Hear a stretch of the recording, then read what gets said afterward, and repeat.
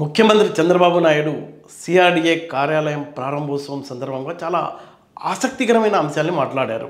ఆయన ఏమంటారంటే, అప్పట్లో ఎన్టీఆర్ హయాంలో ఆబిడ్స్ నగరం ఏర్పడింది. తాను వచ్చిన తర్వాత సైబరాబాద్ ఏర్పాటు చేశాను. సైబరాబాద్ ఏర్పాటుతో జనమంతా ఆబిడ్స్ను మర్చిపోయారంటారు.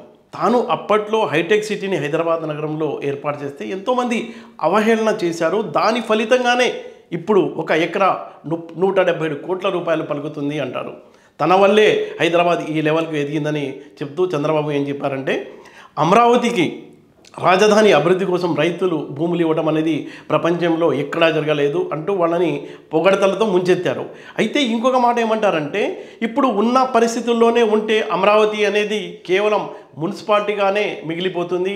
రైతులు నెక్స్ట్ లెవెల్లో ఆలోచించాలి. ఈరోజు నేను ఢిల్లీ వెళ్తున్నాను అంటూ ఆయన తన ప్రసంగాన్ని కొనసాగించారు. విశాఖపట్నంలో ఒక డేటా సెంటర్ రాబోతుంది. అలాగే ఏఏ టెక్నాలజీ రావడంతో ఎంతోమందికి ఉద్యోగ అవకాశాలు రాబోతున్నాయంటూ కూడా ఆయన తన ప్రసంగంలో చెప్పడం చాలా ఆసక్తికరంగా మారింది.